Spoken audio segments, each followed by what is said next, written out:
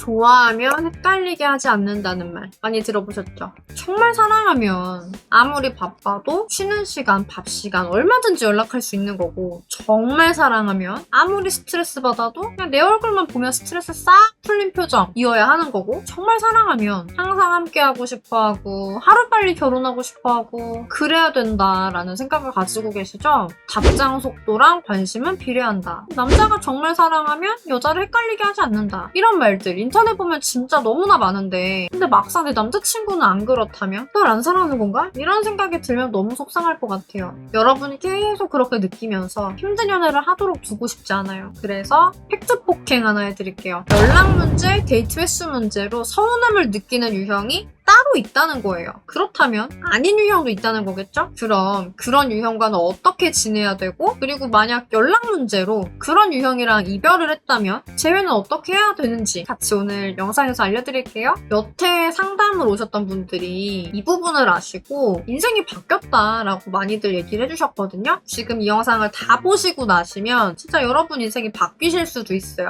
그러니까 집중해주세요.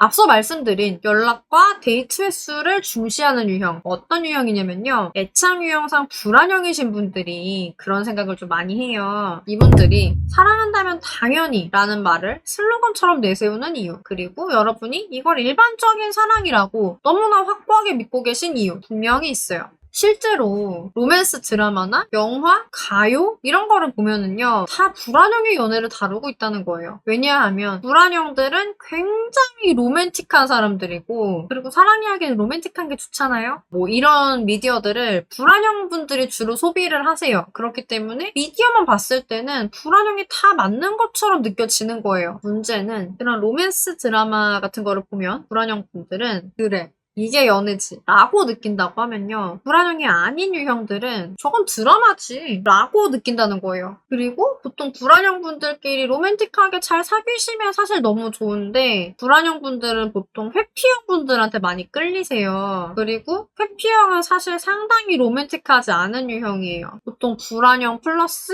회피형 조합 커플이 굉장히 많고요. 그러다 보니까 불안형 여러분들이 이 회피형에 대한 불만을 정말 인터넷 여기저기다가 많이 쓰신 것을 볼 수가 있어요. 회피형이 나쁜 사람이어서가 아니라 그만큼 불안형 플러스 회피형 조합 커플이 굉장히 많다라는 반증이 될 것 같아요. 여러분, 피할 수 없다면 즐겨라 라는 말이 있죠. 불안형들끼리는 아까도 말씀드렸듯이 설레지 않아요. 그리고 이건 제가 불안형 영상에서 예전에 다뤘거든요. 그래서 여기서 넘어갈게요. 내가 만약에 자꾸만 회피형과 연애를 하게 되는 운명이라고 하면 회피형을 어떻게든 조금이라도 더 로맨틱한 사람으로 바꾸고 내 입맛대로 연애를 할 건지, 이런 부분들을 알아두시는 게 도움이 되실 거예요. 제가 애착 유형을 상담에서 설명드릴 때 꼭 들어드린 예시가 있어요. 로맨틱이라는 과목이 있다고 하면 불안형은 100점 만점에 200점, 그리고 회피형은 빵점이라는 거예요. 빵점한테 너는 왜 200점이 아니야? 라고 따진다고 하면은 빵점을 맞은 사람도 자기가 왜 그런지 모를 거예요. 그리고 어떤 분야든 본인이 빵점이고 싶은 분야는 없을 거예요. 회피형 나름도 노력을 해요, 여러분. 불안형 입장에서 기준 미달인 걸 어떻게 하겠어요. 문제는 사랑이 왼수라는 거죠. 회피형이 기준 미달이어서 내가 진짜 얘랑 너무 연애하기가 싫다, 그냥 안 만나시면 돼요, 사실. 근데 지금 이 영상 왜 이렇게 열심히 보고 계세요? 내가 좋아하는 걔는 기준 미달이니까 어쩔 수 없이 보는 거잖아요. 분명 이제 그 사람이 로맨틱하지 않은 부분이 있어서 불만이 있기 때문에 오늘 이 영상을 보고 계신 걸 거예요. 하지만 지금 내가 그 사람을 사랑하는 이유도 분명히 있는 거 아니시겠어요, 그죠? 표현이 적고 연락이 적은 사람은 그만큼 자기 삶을 열심히 살고 그만큼 자기 주관이 뚜렷한 매력이 있어요. 그런 모습이 좋고 닮아보고 싶어가지고 그래서 만나시는 거잖아요. 항상 연애든 뭐든 간에요, 메리트만 내가 다 챙길 순 없어요. 그 메리트에 대응하는 디메리트도 분명히 있을 수밖에 없는 거예요. 불안형의 단점으로 회피형이 꼽는 거는 집착한다는 거거든요. 그만큼 집착할 정도로 한 사람한테 정말 잘해주고 헌신해주는 거, 이거 역시 불안형의 메리트예요. 집착과 헌신을 내가 나눠가지고 헌신만 받을 수 없는 거죠. 그럼 자기 주관 뚜렷하고 매력적인 회피형이지만 불안형처럼 표현도 잘하고 연락도 잘하게 만들 순 없는 걸까요?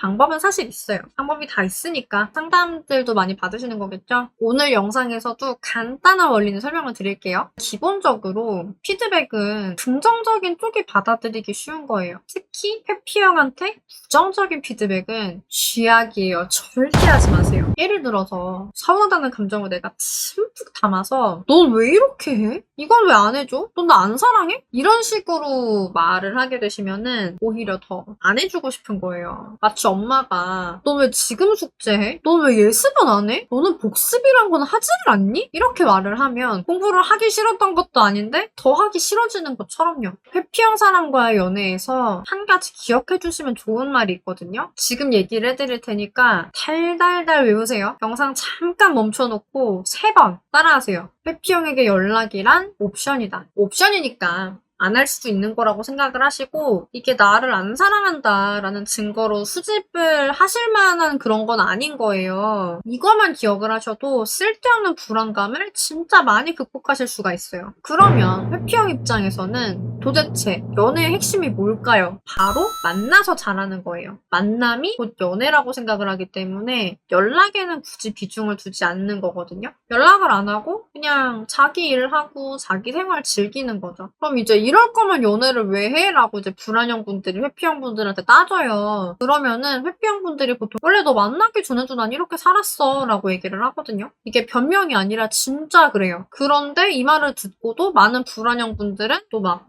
본인 혼자 소설을 쓰기 시작을 해요. 너는 나를 안 사랑하니까 연락을 덜 하는 거야? 다른 사람이 생긴 거야? 이렇게. 그게 아니라는 거예요. 왜? 만남이 연애고 연락은 옵션이니까. 사람들이 연애를 한다는 건요. 단순히 본인 생활에서 조금 할애해가지고 투자를 한다라는 개념이에요. 연애가 내 생활의 전부가 되는 게 아니고요. 여태 이렇게 살아왔는데 근데 이제 와서 불안형이랑 똑같이 연애를 해라. 똑같이 연애가 너 삶의 전부인 것처럼 살아라 라고 강요를 한다고 하면은 회피형 입장에서는 본인이 살아왔던 방식을 고수를 하기 위해서 오히려 연애를 버릴 수 있다는 걸 명심을 하셔야 돼요. 그럼 연락과 표현을 이 친구가 잘해줬으면 좋겠다 라고 하셨을 때 하셔야 되는 게 뭐냐면 잘했을 때 칭찬해 주시는 거예요. 내 기준에서는 이 친구가 못할 수 있어요. 왜냐면 나는 200점인데 너는 빵점이니까. 그래도 일단 한번 칭찬을 해보세요. 칭찬은 고래도 춤추게 하니까요. 그러면 이제 연락 문제로 내가 상대에게 서운함을 표현을 하거나 싸워서 이별을 하게 됐을 경우에는 재회는 어떻게 해야 되는지 설명을 드릴 건데요. 사실 연락 문제로 이별한 것 같은 경우는 간단해요. 커플일 때라고 하면 서로가 만족할 수 있고 수긍할 수 있는 그런 방법으로 두 사람만의 룰을 만들어야 돼요. 저랑 나라슴 커플처럼 이 방법에 대해서 잘 알고 계신 커플분들 같은 경우는 잘 적용을 해가지고 안 싸우고 안 쌓이게 예쁘게 연애를 하시겠지만 그게 아니셨던 분들 아무리 노력해봐도 마음처럼 쉽게 되지가 않으니까 진짜 내가 사랑하는데도 불구하고 우리 진짜 인연이 아닌가 봐 이렇게 지치셨을 수 있어요. 하지만 재회를 하든 다른 사람이랑 새롭게 연애를 하든 우리가 이 연락 문제라는 걸 가지고서 계속해서 또 아프고 이별하고 이러면 안 되는 거니까 극복을 할 줄 알아야 된다는 거예요. 그래서 연애를 다시 시작을 한다면 좀 더 디테일하게 상담해서 잡아드릴 수 있기는 해요. 재회를 한다고 하면 우선 아셔야 되는 게 뭐냐면 연락 문제를 가지고 상대를 계속 쪼고 서운해하고 화내고 그랬잖아요. 그러면은 회피형 입장에서는 우린 안 맞으니까 헤어져야겠다 이런 결정을 내리게 될 수밖에 없거든요. 안 맞으면 헤어지는 거고 맞아야 다시 만나는 거예요. 요거를 이해를 하셔야 돼요. 그러니까 절대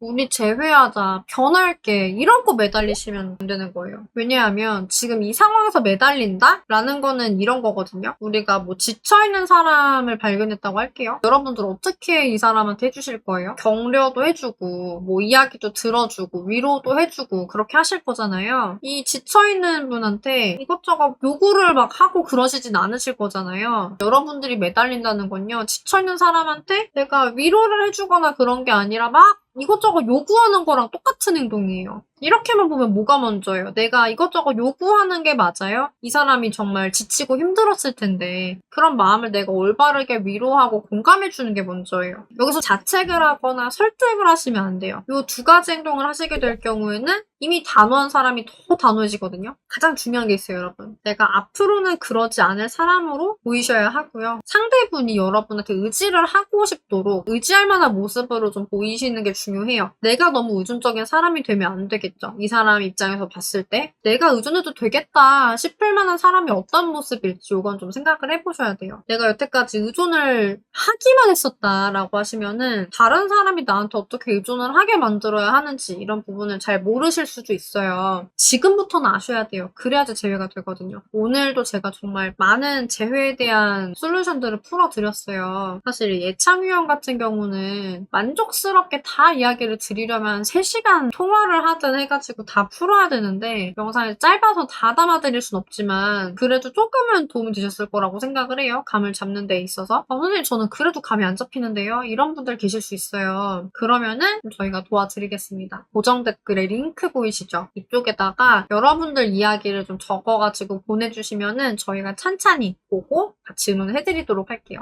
앞으로도 다양한 연애와 결혼, 이별, 재회 상황에서의 여러분들의 대처력을 한껏 높여드리는 그런 영상들을 많이 만들어드리려고 합니다. 오늘의 영상이 좋으셨다고 하시면 좋아요 꼭 눌러주시고요. 여러분의 행복한 연애와 결혼 생활을 진심으로 응원드리겠습니다. 안녕!